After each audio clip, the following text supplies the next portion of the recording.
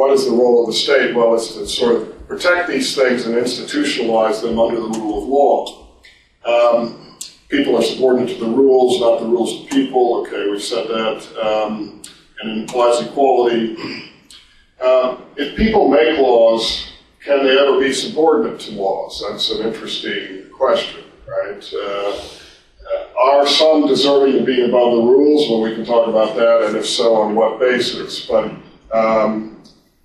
there is a school of thought that suggests that, well, maybe people don't make laws exactly, that maybe people discover laws, and we can talk about that concept as well. This is a point that F.A. Hayek makes quite often, for example. Rules of law societies tend to be wealthier than those which are not. We can imagine the reasons, or we can discuss the reasons why this is the case. But certainly one of those reasons has to be, again, this stability notion, right? If rules are clear, they're stable, they're not changing on you all the time, even if they aren't necessarily the most free market rules, at least it allows for planning, okay? So stability is quite important for entrepreneurship. The entrepreneur plans for the futures and can do so if rules are fairly stable. Rules of law recognizes property in oneself and others. Okay, nothing particularly striking there. Well, there we go with my discovered versus made. What do we look?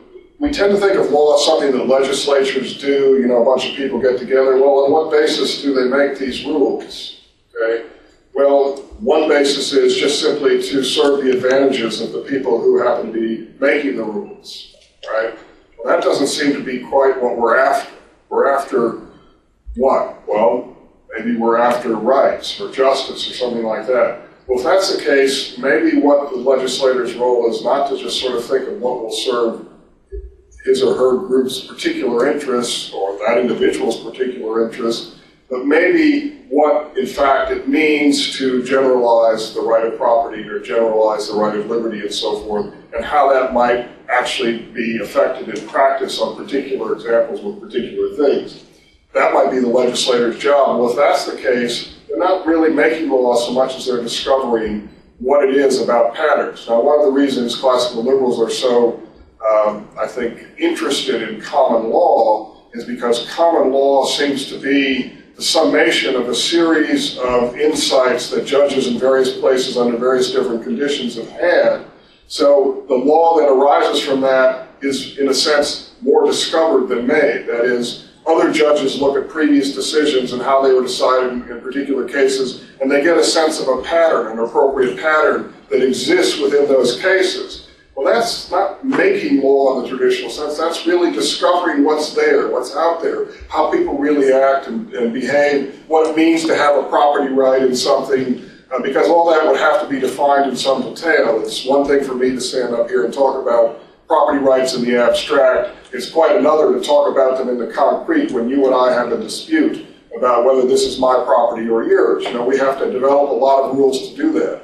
Well, as I said, one way is the legislator can, you know, sort of sit in their offices and decide what is in their own interest, or they can do it, as I suggested, the common law system tries to do, which is look at patterns of decisions that people have made, their actions, and what has worked out best for people, and discover law in the patterns of actual human behavior.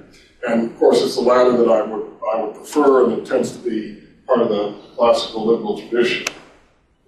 Well, this is just taking three different charts and sort of showing their relationship, but it's a little too small to see, I suppose, but you can sort of take my word for it, that countries which have strong rule of law, low corruption, strong economic freedom, they tend to sort of group together. That is, economically free countries tend to have fairly strong rule of law, fairly low corruption rates, okay? And we might add fairly high wealth rates as well. So these are a pattern of, the concepts are different in each case, but it's a pattern that does develop, that tends to go well together.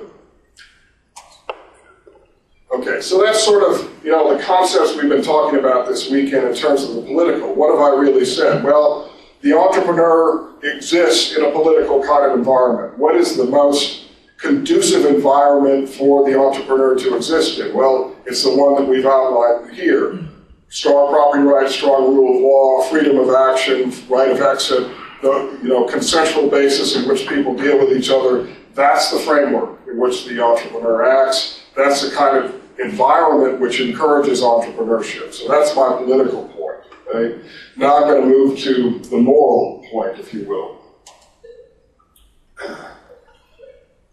I've already said this in a way, but it now hopefully makes a little more sense. The rules of the game are distinct from playing the game well. Entrepreneurs exhibit characteristics needed for playing the game well. Okay?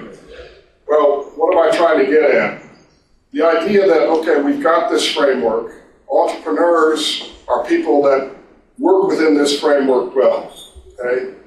They fail quite often, though. Does that mean they're not working within it? Am I contradicting myself? It's been said that, 4 out of 5 new businesses fail. At least that's what's said in the U.S. Okay? Well, that means that more people fail as entrepreneurs than succeed as entrepreneurs. But we might note this as well. Most entrepreneurs have failed, and many of them have failed a number of times in their lives. Some have been successful and then failed, and then been successful again. Okay? So when I'm talking about entrepreneurs exhibit characteristics needed for playing the game well, I don't necessarily mean that this particular endeavor is a success. I mean they have characteristics which are useful, valuable for playing the game in a free society well. They may or may not succeed in any particular endeavor they undertake, but the entrepreneur possesses certain characteristics which are useful. And that's what I'm going to call virtue here, and define virtue as a character trait whose properties are such that they are meant to be carried into and used in a potentially limitless variety of different situations.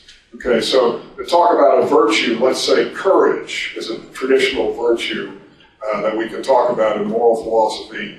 Courage, if you possess it, is something that you can bring to this situation, that situation, another situation.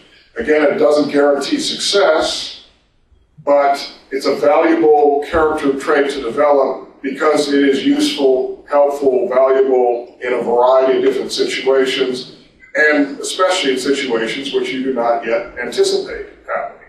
Okay? So, there are a number of moral philosophers who have emphasized the development of virtues, and what they mean is develop these character traits because they will be useful to you in a variety of situations.